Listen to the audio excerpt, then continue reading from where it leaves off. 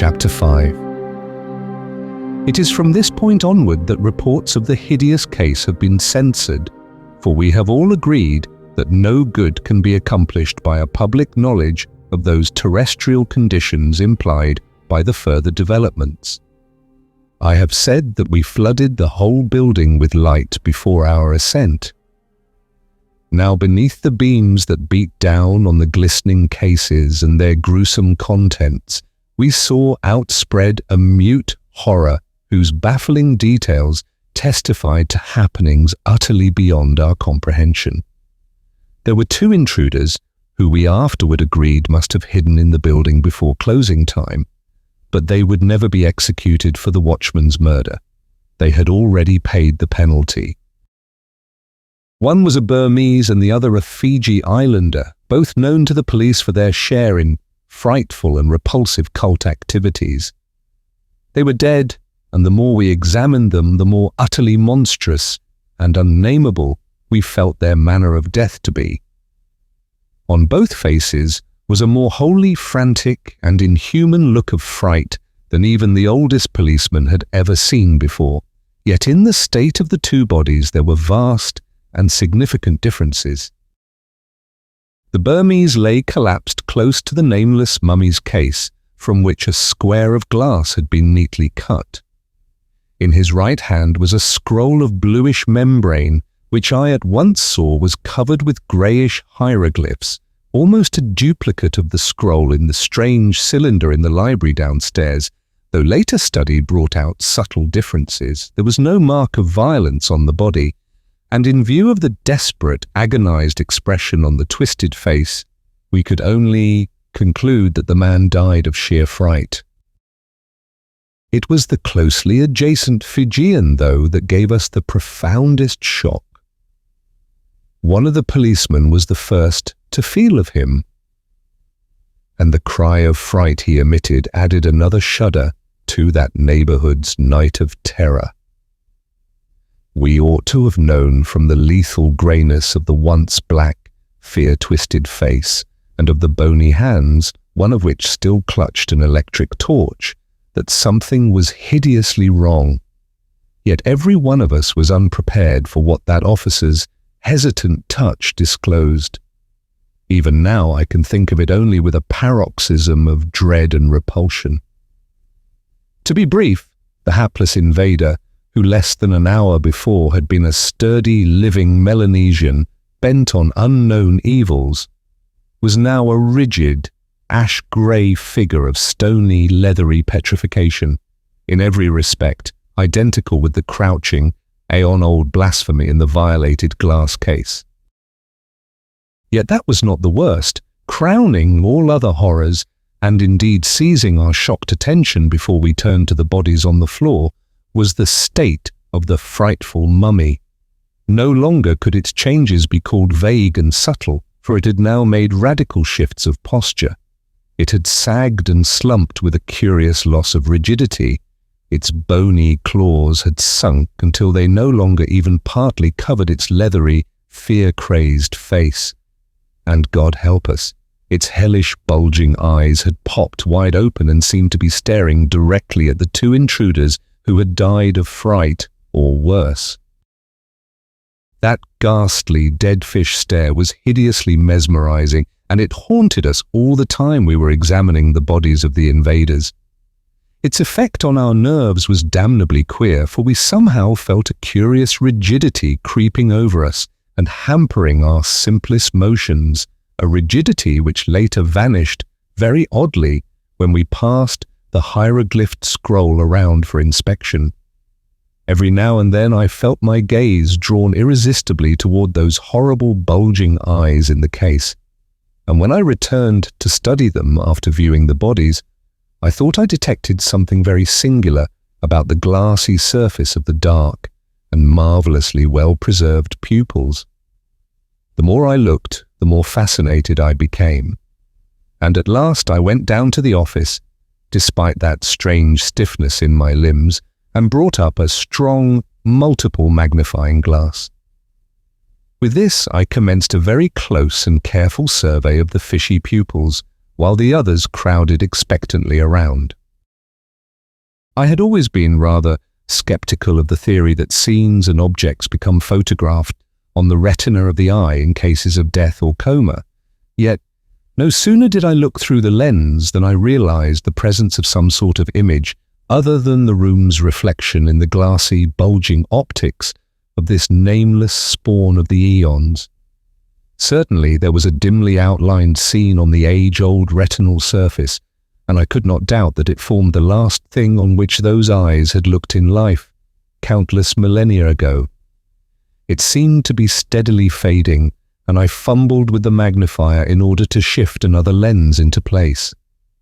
Yet it must have been accurate and clear-cut, even if infinitesimally small, when, in response to some evil spell or act connected with their visit, it had confronted those intruders who were frightened to death. With the extra lens I could make out many details formerly invisible, and the awed group around me hung on the flood of words with which I tried to tell what I saw.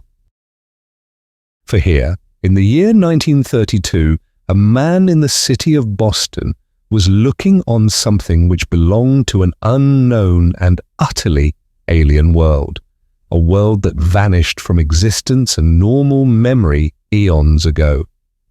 There was a vast room, a chamber of cyclopean masonry, and I seemed to be viewing it from one of its corners.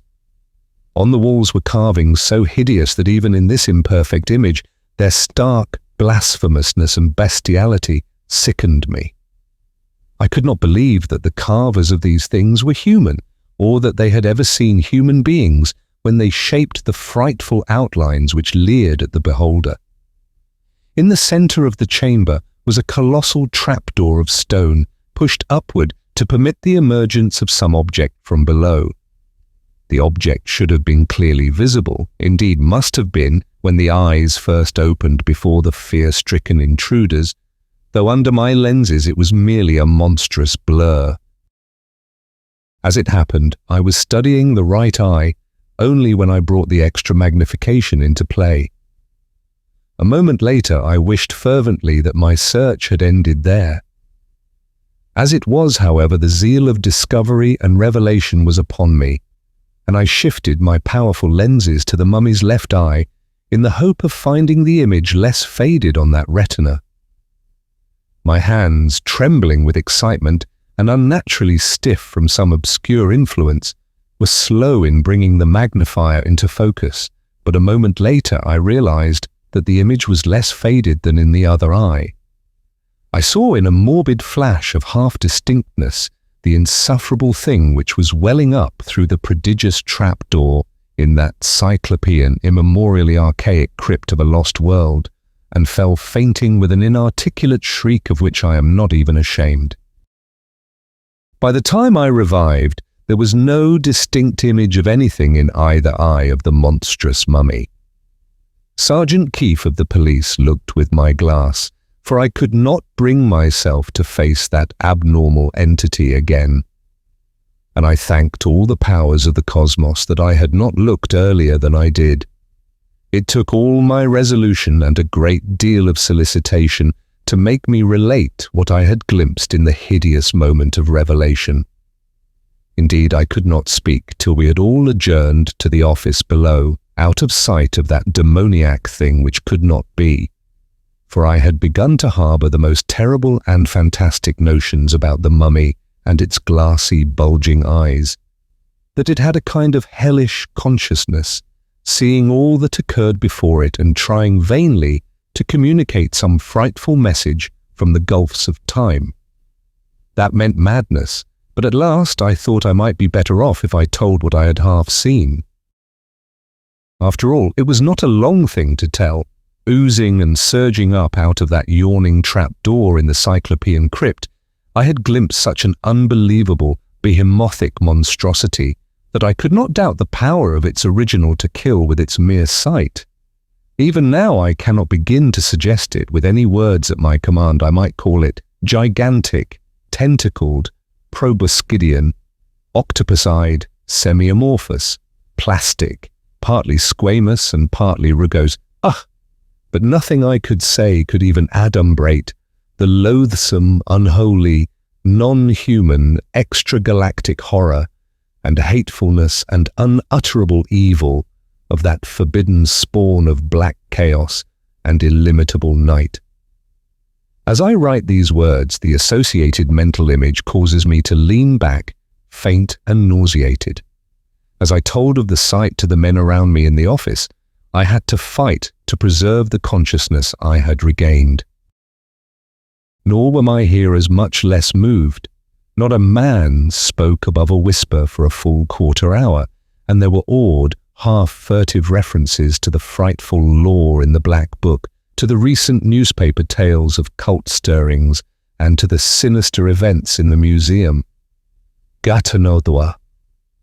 Even its smallest perfect image could petrify. Tiog, the false scroll. He never came back. The true scroll, which could fully or partly undo the petrification. Did it survive? The hellish cults. The phrases overheard. It is none other than he. He had looked upon its face. He knows all, though he can neither see nor feel. He had brought the memory down through the Aeons.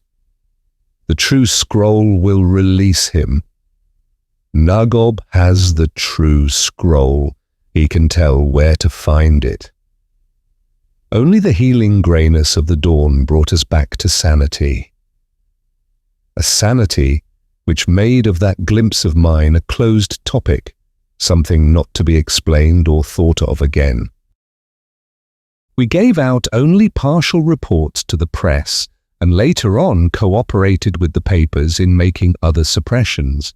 For example, when the autopsy showed the brain and several other internal organs of the petrified Fijian to be fresh and unpetrified, though hermetically sealed by the petrification of the exterior flesh, an anomaly about which physicians are still guardedly and bewilderedly debating, we did not wish a furore to be started.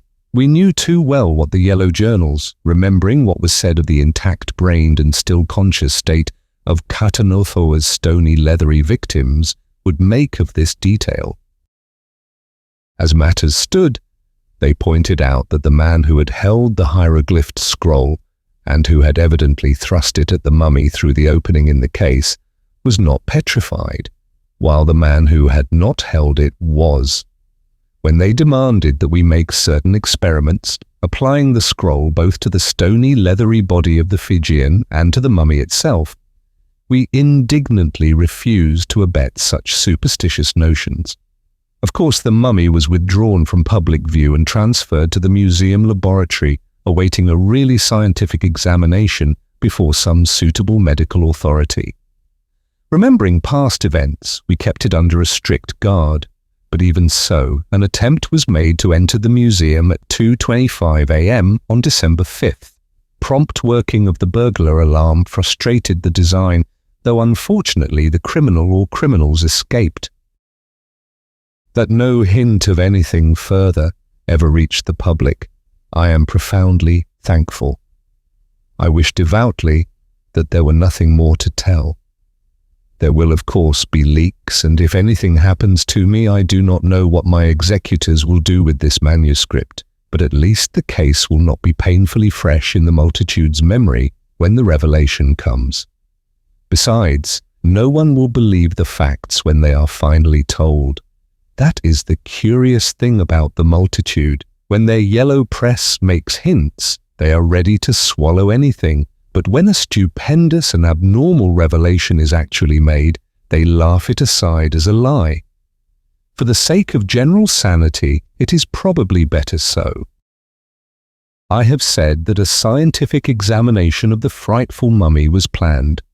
This took place on December the 8th, exactly a week after the hideous culmination of events, and was conducted by the eminent Dr. William Minot, in conjunction with Wentworth Moore, Doctor of Science, taxidermist of the museum. Dr. Minot had witnessed the autopsy of the oddly petrified Fijian the week before. There were also present Messrs. Lawrence Cabot and Dudley Saltonstall of the museum's trustees, Drs. Mason, Wells and Carver of the museum staff, 2 representatives of the press and myself. During the week, the condition of the hideous specimen had not visibly changed, though some relaxation of its fibers caused the position of the glassy, open eyes to shift slightly from time to time. All of the staff dreaded to look at the thing, for its suggestion of quiet, conscious watching had become intolerable. And it was only with an effort that I could bring myself to attend the examination. Dr. Meinol arrived shortly after 1 p.m. and within a few minutes began his survey of the mummy.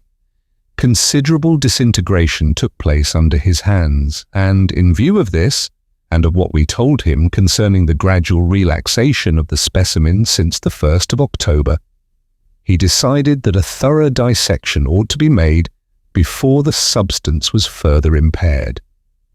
The proper instruments being present in the laboratory equipment, he began at once, exclaiming aloud at the odd, fibrous nature of the grey mummified substance. But his exclamation was still louder when he made the first deep incision, for out of that cut there slowly trickled a thick crimson stream whose nature, despite the infinite ages dividing this hellish mummy's lifetime from the present, was utterly unmistakable. A few more deft strokes revealed various organs in astonishing degrees of non-petrified preservation, all indeed being intact except where injuries to the petrified exterior had brought about malformation or destruction. The resemblance of this condition to that found in the fright-killed Fiji Islander was so strong that the eminent physician gasped in bewilderment. The perfection of those ghastly, bulging eyes was uncanny, and their exact state with respect to petrification was very difficult to determine. At 3:30 p.m. the brain case was opened, and 10 minutes later our stunned group took an oath of secrecy which only such guarded documents as this manuscript will ever modify. Even the two reporters were glad to confirm the silence, for the opening had revealed a pulsing, living brain.